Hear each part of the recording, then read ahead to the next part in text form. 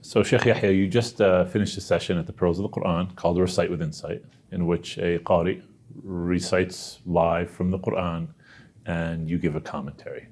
The power of listening to the Qur'an.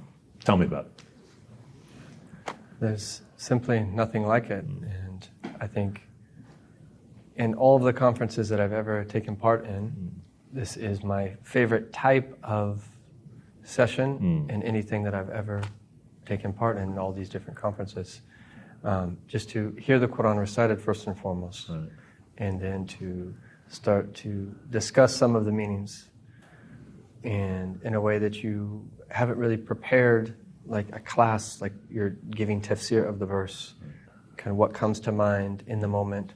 You have someone else next to you who's also offering some insights, and then the hearts in the crowd that are also there that are means of kind of mercy to descend and more meanings to come. It's just a very beautiful experience to do this. And it's like spiritual synergy happens. I mean, the book of Allah Azza wa Jal is the most amazing book. Yeah. Like I remember, subhanAllah, this is normal. You've probably met many students of knowledge and they ask you, well, what books have you studied? And they'll rattle off 50 books. Right. And then when you say, I read the Qur'an, and that's sort of seen as something like, oh, okay, but I feel like the Muslim community has, I don't want to use the word deserted, because we haven't fully, but we haven't given the Qur'an the attention that we have to. Absolutely, absolutely. And I think we don't appreciate it the way it should be appreciated.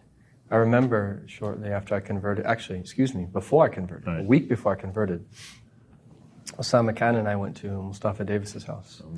And it was for the first time in my life I was introduced to a hafiz of the Qur'an. Wow. It was a brother named Abdus Salam from Libya. Okay. And they said to me, this man has memorized the Qur'an. I was like, memorized the Qur'an? Right. I knew Christians read the Bible, I knew Christians studied the Bible, right, but how many Christians have actually memorized the Bible? Right. That to me was amazing. Someone had memorized the entire Qur'an. Right. And then on top of that, a book that is recited. So it being a book, but also the recital of the Qur'an, the recitation of the Qur'an. That to me is just, we underappreciate that as a community.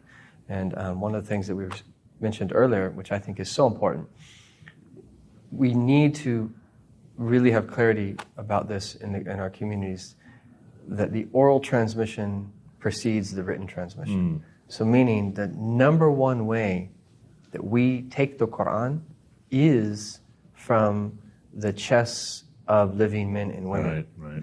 From the tongues of living men and women. Right. The active part that we have in this learning process is so important, and what a blessing. And sometimes you're talking about this and the power of taking it directly from someone who has it in the chest. Sometimes, when I reflect on the seerah, and I read certain sections about the Messenger of God stood up and he started reading Surah Al-Qaf, or I get lost and just like, Ya Allah, I want to hear that. I want to be in the spiritual proximity of that. Imagine the power of hearing the Qur'an right before the Prophet ﷺ. And for me, there are times when Allah subhanahu wa ta'ala may test me with tightness of the chest, or a little bit of depression. I feel sad and I don't know why. But then when I listen to the Qur'an, reading it, but also when I listen to someone else reciting it, it helps alleviate that tightness. 100%. 100%. And so, it is the makhraj, it is the way out of everything. Yeah. It is وَنُنَزِّلُ مِنَ الْقُرْآنِ مَا هُوَ شِفَاءٌ وَرَحْمَةٌ لِلْمُؤْمِنِينَ. It's a shifa, and it's a healing, and it's a mercy for the believers. And I think that the amazing thing is, even if someone doesn't understand the Arabic, they still receive that. And even someone who spoke Arabic from the time that they were young, that might not understand the tafsir of the verse, it's just listening to it is one of the most important things, and it leads to those effects. One of the things I love that you're doing, Shaykh Yahya, is you're teaching from the Ihya regularly, and wallahi, I sometimes make dua to Allah through your teaching of the Ihya in Pennsylvania, asking Allah to shower His mercy upon us, because Imam Ghazali is an ocean, and that book is an ocean. And I remember reading not too long ago one of his chapters about the Qur'an, in which Imam Ahmad saw a dream in which he asked Allah Azza wa Jal, what's the best way of getting close to you? Yes. And he said, the recital of my book, Right. the Qur'an. And then he said, with understanding or without? Exactly. And the answer was? Without. Absolutely. SubhanAllah. And so the hadith, that أفضل عبادة أمتي تلاوة القرآن, the greatest worship of my ummah is recitation of the Qur'an. But look at that beautiful caveat that came by way of that blessed dream. Even without understanding, it's still the best form of worship, Allah. which is the best way to draw near to Allah. What a blessing. Allahu Akbar. And so you're a community leader, Shaykh Yahya, and I see what you're doing in Pennsylvania, and wallahi, I appreciate it so much. Allah bless you. And I ask Allah subhanahu wa ta'ala to give you tawfiq and to make matters easy for you, even though they're not meant to be easy. This is the work of the prophets, is shepherding a community, and by its nature, it's hard. And so how do you then try to establish a community to reconnect to God's book? Community is essential as human beings. We all need community. And one of the things that we've tried to do is to have education be at the heart of what it is that we're doing. Okay. That was the vision from the beginning, was to focus on education and to do our best to convey the prophetic inheritance and disseminate it to the extent possible by way of full-time programs, part-time programs, and other types. And really, full-time programs are usually going to be a certain demographic. Okay. But through the part-time programs, we hope to reach as young as possible and as old as possible and everyone in between. And it really centers around this idea of disseminating the prophetic inheritance, which is a way to refer to the Sunnah in its entirety, a way to refer to all of the individual teachings of our deen in its entirety. Because these are the words our Prophet chose, sallallahu alaihi wasallam. And no doubt at the heart of that is the Qur'an. There's no doubt about that. And one of the things that we really try to do there is to do our best to reconnect people to Allah's book. And part of that is doing things like khatams of the Qur'an. Part of that is teaching that tafsir of the Qur'an. But then also the tools that people need to be able to access the Qur'an. Establishing programs that will enhance their access to Allah's book. Right. And the most obvious example of that is our Arabic program, which we're not branding it as a Quranic Arabic program. Okay. But there's no doubt when we're saying it's a classical Arabic program, that's a part of it. What's interesting about this concept of Quranic Arabic, because we have an Arabic program with some of the top Arabic teachers in Istanbul. You can't learn the Qur'an without learning Arabic, in the sense that if you want to be able to understand it fully. So you have to learn the Arabic language. Correct. So, it's a nice marketing ploy, but you still need to learn the qawa'id, you still need to learn all these rules to be able to apply the Arabic language. So absolutely. You have to learn Arabic. Absolutely. And I fully agree 100%.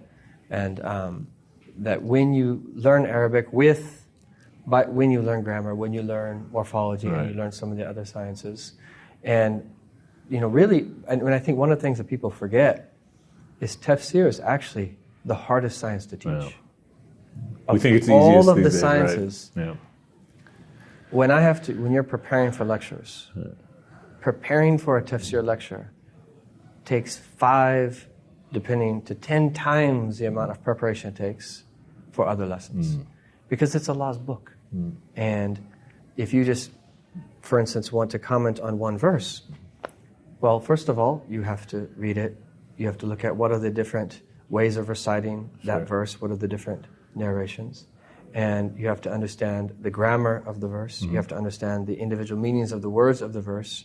If you're going to be conveying it through the medium of English, you have to then look at what translation of the meaning is going to work best for how you're going to teach that verse. And then you start getting into some of the basic meanings and reading multiple tafasir. And sometimes you want to say something about the verse, but you're hesitant. And it's better, especially in the early stages, to find what it is that you want to say in a tafsir. So sometimes you have to read 10, 15 tafsirs to make sure your understanding of that verse is authentic. To be safe. To be safe, because it's Allah's book. Yes. And just as we can't,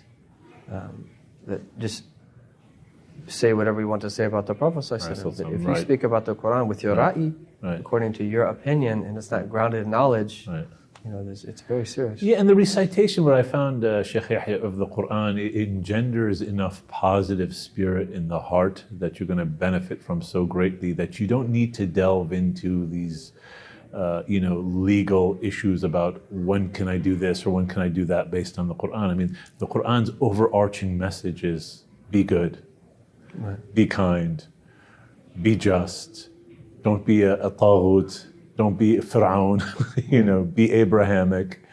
That's the overarching message that you find within the Qur'an. Right. And so, to delve into areas that are dangerous are just, it's like spiritual suicide. I say, why would you do that? Well, one of the things I've always found helpful is to look at the themes of the Qur'an. So Ibn Juzay al-Kalbi has the 7 themes of the Qur'an. He calls them Ma'ani al-Qur'an, the meanings of the Qur'an, but we'd probably say themes in English. And it is really helpful. And what he says is that all of the verses of the Qur'an get back to these 7 themes. So absolutely, when you're approaching Allah's book, there is detailed commentary about detailed verses. We could go into great detail, but you always want to remember when you're reciting Allah's book is it's going to relate to one of these overarching themes. And he says all of these 7 themes stem back to faith and righteous deeds, which stem back to ultimately the fact that the Qur'an is a da'wah, it is an invitation from Allah to His creation.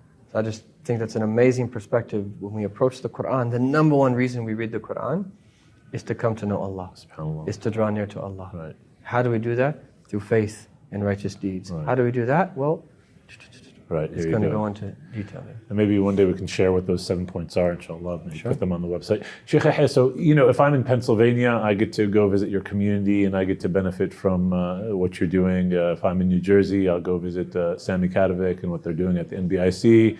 If I'm in Knoxville, Tennessee, I'm going to go visit Shaykh Hassan al-Ashhab and I'm going to benefit greatly from there. If I'm in Boston, we have Shaykh Yasser Fahmy and all the work they're doing there. What if I'm in a place that doesn't have leaders such as yourself trying to establish these prophetic communities?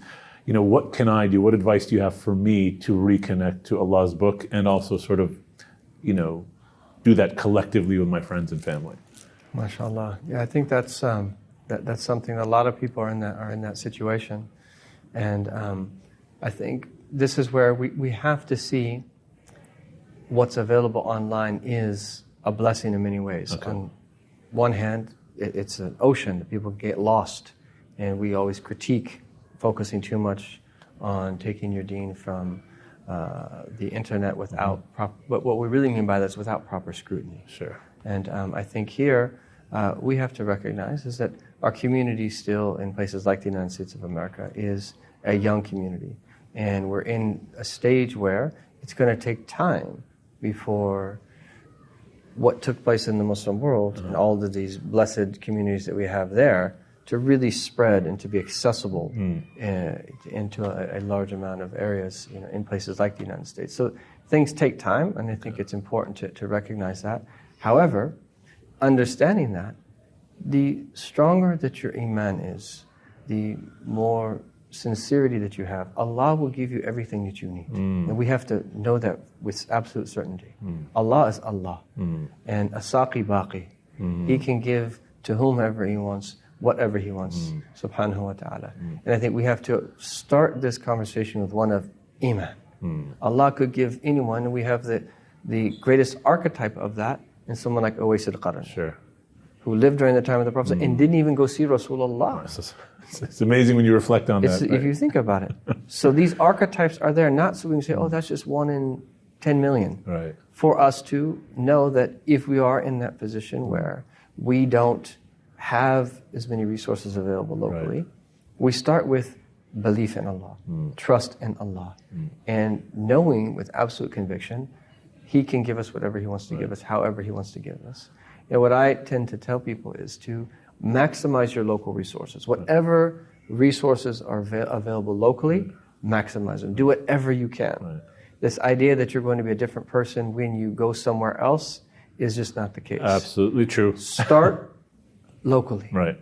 And then supplement Right. with people that are trustworthy. Right. Follow Al-Madina Institute, follow what MBIC is doing, follow the Taysir Seminary, places like this. Supplement with good content that is being put. And then we also have to bring life to what I believe is this idea of traveling for Allah's sake. Right, yes. Let's travel for Allah's sake. We all have vacation time, we all take time off, but what are we doing with that time? Great point. Okay, a little bit of your time, just relax. But why not go to Turkey? And by the way, we can switch spots if you want.